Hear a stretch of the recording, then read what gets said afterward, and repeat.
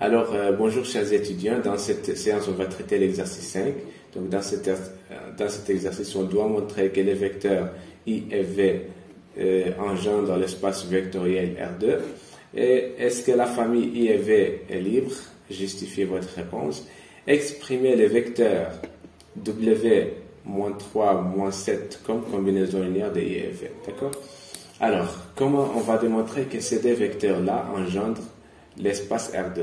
Ça veut dire des vecteurs engendrent R2, c'est-à-dire que tout élément de R2 est une combinaison linéaire de ces deux vecteurs-là. D'accord? Alors, on doit montrer que tout vecteur de R2 est une combinaison linéaire des deux vecteurs I et V. C'est-à-dire, si on prend un vecteur aléatoire de coordonnées X, Y de R2, on doit montrer qu'il existe A et B de R2 tel que W est égal à AI plus BV. D'accord? Donc c'est ce qu'on va faire. C'est-à-dire, on doit trouver le A et le B en fonction de X et Y, en fonction des coordonnées de ces vecteurs-là. Donc, les inconnus dans notre cas ici, les inconnus ou bien les éléments cherchés, c'est A et B. D'accord? Alors, on va poser, donc comme ici, on va poser W est égal à A plus AI plus BV. Donc, ceci implique, on va remplacer le W par ces vecteurs, par ces composantes, pardon. Donc, ça est égal à AI plus BV, et on va remplacer chaque vecteur ici par ses coordonnées. Donc, le vecteur de coordonnées XY est égal à A multiplié par I. Donc, I est remplacé par ses coordonnées, donc I c'est 1 moins 1. La même chose pour ici, la même chose ici. Donc, ça, on va multiplier ça, c'est un scalaire, on va les multiplier par chaque composante ici. Donc, le résultat, c'est A moins A plus le vecteur de composante BB. D'accord? Alors, après, on fait la somme de ces deux vecteurs-là, la somme composante par composante. Donc, ça va nous donner A plus B moins A plus B. D'accord? Alors, puisque ces deux vecteurs-là sont égaux, d'accord? Alors, leurs composantes sont égales. Donc, on a la première composante ici doit être égale à la première composante ici. Et la deuxième composante ici doit être égale à la deuxième composante ici. D'accord? Donc, d'où on a le système suivant. Donc, X est égal à A plus B. D'accord? On le met ici. Y est égal à moins A plus B. Donc, on le met ici. D'accord? Alors, j'ai dit, les éléments cherchés, c'est A et B. Donc, on doit résoudre ce système-là d'inconnus A et B. D'accord? En faisant la somme ici, d'accord? En faisant la somme ici, qu'est-ce qu'on va trouver? Donc, on va simplifier la somme de cette équation-là et cette équation-là. Donc, on va simplifier le A avec le moins A ici, et on va trouver 2B est égal à, donc, 2B est égal à X plus Y. D'accord? Donc, B est égal X plus Y sur 2. D'accord? Et on remplace B par sa valeur, et on trouve que B, par sa valeur ici, dans la première équation, et on trouve que A est égal à X moins Y sur 2. D'accord?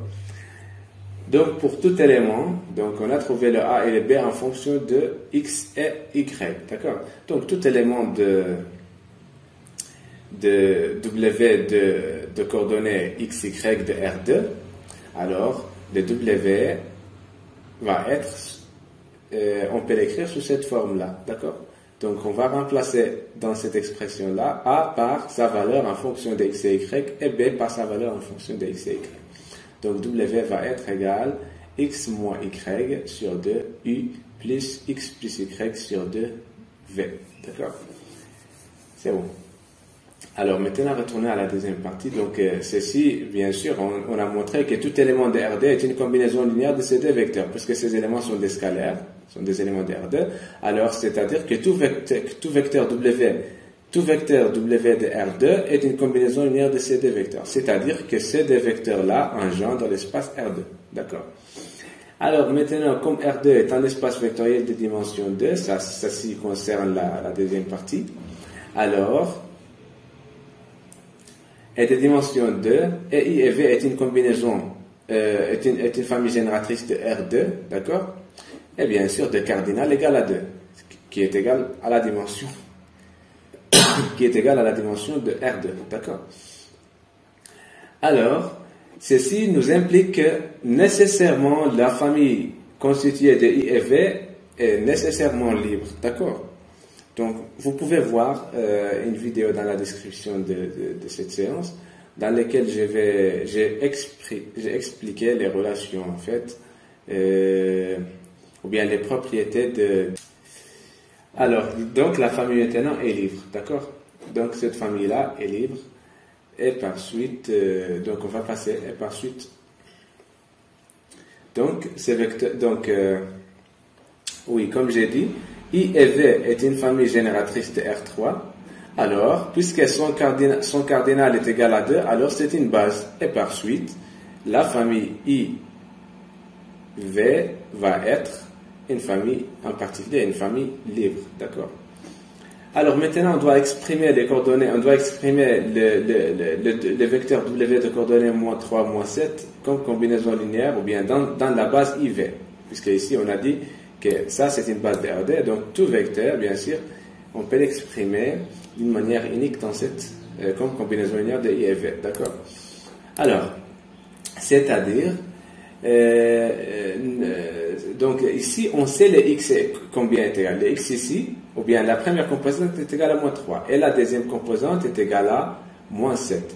Donc si on retourne ici, on regarde ce qu'on a fait ici. Ici, si on prend un vecteur aléatoire quelconque de R2, de coordonnées x, y, alors ce vecteur-là va être exprimé sous cette forme-là.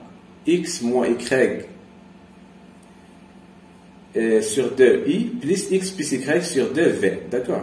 Alors si on sait, comme dans notre cas ici, les x et les y, il suffit de remplacer ici pour trouver l'expression de w dans cette base-là. Donc, le premier coefficient va être a est égal à, donc c'est x moins y sur 2, va être égal à -3, a est égal à -3, plus -7, donc c'est plus 7 sur 2, d'accord? Et le résultat c'est 2. B, la même chose, on calcule le B, c'est x, c'est la première composante, plus la deuxième composante, sur 2, d'accord? Donc c'est -10 sur 2, c'est -5. C'est-à-dire que le vecteur, donc maintenant on remplace ça ici, on remplace ça ici, donc W va être égal à 2 fois I, moins 5 multiplié par V. Et voilà, c'est qui termine cet exercice.